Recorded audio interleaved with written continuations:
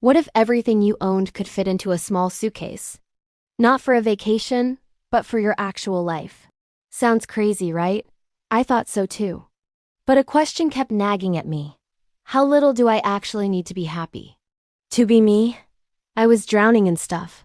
My closet was overflowing, my desk was a cluttered mess, and my digital life was just as chaotic. It felt like all these possessions were possessing me instead of the other way around. I needed a reset. A drastic one. So I decided to find out. I challenged myself to live with only 30 items for 7 full days. The rules were simple, but brutal. I had to list everything. Clothes, toiletries, electronics, kitchenware, everything counted. 30 items. That's it. Making the list was the first challenge. It was an agonizing process. Do I choose my favorite book or my laptop? Do I need 3 shirts or can I get by with 2? Every choice felt like a sacrifice. My final list included a few sets of clothes, basic toiletries like a toothbrush and soap, my phone, my laptop for work, a single plate, a fork, a cup, and a pan. I packed away everything else. Literally everything. I boxed it all up and moved it to the garage. When I stepped back into my apartment, the echo was the first thing I noticed. It was empty.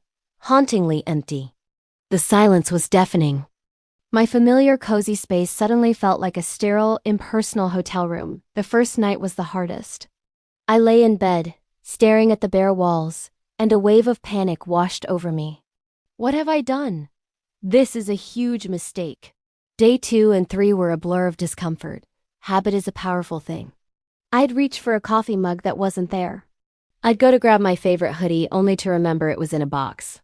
The absence of things was a constant, physical reminder of my self-imposed limitations. I felt restless, bored, and weirdly anxious. My brain, used to constant stimulation from all the stuff around me, didn't know what to do with the quiet, the space. The emptiness felt less like freedom and more like a void. I found myself just pacing around, a stranger in my own home. I even scrolled through old photos on my phone, just to see pictures of my old, cluttered room. I missed my things, or so I thought. I was seriously considering quitting the experiment. It felt pointless and punishing. Was this what minimalism was? Just a state of constant lack? It didn't feel enlightening. It felt like a punishment. But then, around day 4, something began to shift. It wasn't a sudden epiphany, more like a slow sunrise. I woke up and the silence didn't feel oppressive anymore. It felt peaceful. I made my simple breakfast on my single plate. I washed it immediately because, well, it was the only one I had. My morning routine, which used to be a frantic rush, was now streamlined and calm. It took me 5 minutes to get ready. 5 minutes. With no closet to agonize over, I just put on my clean clothes. That was it. I had so much extra time. At first, I didn't know what to do with it. But then, I started to notice things. I noticed the way the sunlight streamed through my window in the morning. I heard the birds outside. My thoughts, which were usually a chaotic whirlwind of to-do lists and worries, started to slow down. With no clutter to distract me, my focus sharpened. When I sat down to work, I was just working. No urge to tidy my desk, no stack of books catching my eye. My productivity skyrocketed. But it was more than that. My attention wasn't just sharper at work. It was sharper in life. The food I ate tasted better because I was actually paying attention to it. Conversations I had over the phone felt deeper because I wasn't multitasking. I went for a walk and instead of having headphones in, I just walked. I listened to the sounds of my neighborhood. I felt the breeze.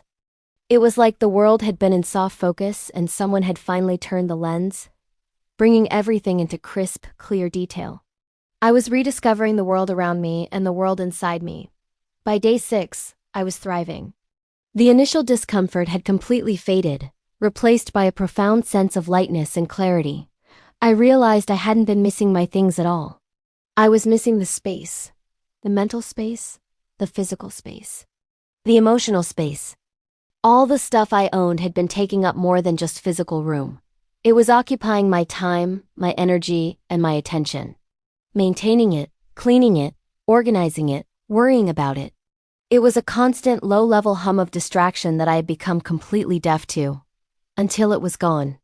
Living with just 30 items forced me to be incredibly intentional. Every item had a purpose. Every action had a purpose. There was no room for excess, and that was incredibly liberating. I felt more in control of my life than ever before, even though I had fewer possessions. On the final day, day 7, I stood in my empty apartment, and it didn't feel empty anymore. It felt full of potential, full of peace, full of life. The experiment was over, and I could bring all my boxes back inside. But the strange thing was, I didn't want to. The thought of unleashing that chaos back into my newfound sanctuary was almost painful. I had learned such a powerful lesson. The goal isn't to live with nothing. It's not about deprivation or extreme asceticism. It's about figuring out what is truly enough for you. It's about consciously choosing what earns a place in your life. This experiment wasn't about the 30 items. It was about what happened when the other thousands of items were gone. It created a space for my life to rush back in. So, what happened next? Did I throw everything away? No, not exactly. But the process of reintroducing items into my home was completely different. I opened each box slowly, intentionally. I held each item and asked myself, does this add real value to my life? Do I love it? Do I need it? You'd be shocked at how many things didn't make the cut. I ended up donating or selling over half of my belongings. The things I kept were the things that truly served a purpose or brought me joy. My home is no longer empty, but it's also no longer cluttered. It's curated. It's a reflection of the life I want to live, not just a storage unit for past purchases. I still have more than 30 items, of course. But the mindset has stuck. This 1-week challenge fundamentally changed my relationship with consumerism and with myself. I learned that what we own ends up owning us.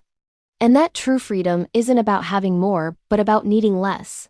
It's about creating space for what truly matters. Our thoughts, our relationships, our experiences. It's about living with enough. If you feel overwhelmed, or stuck, or just buried in stuff, maybe you don't need to buy a new organizer. Maybe you don't need a bigger house. Maybe what you need is less. You don't have to go as extreme as 30 items. But I challenge you to look around and ask yourself, what could I live without?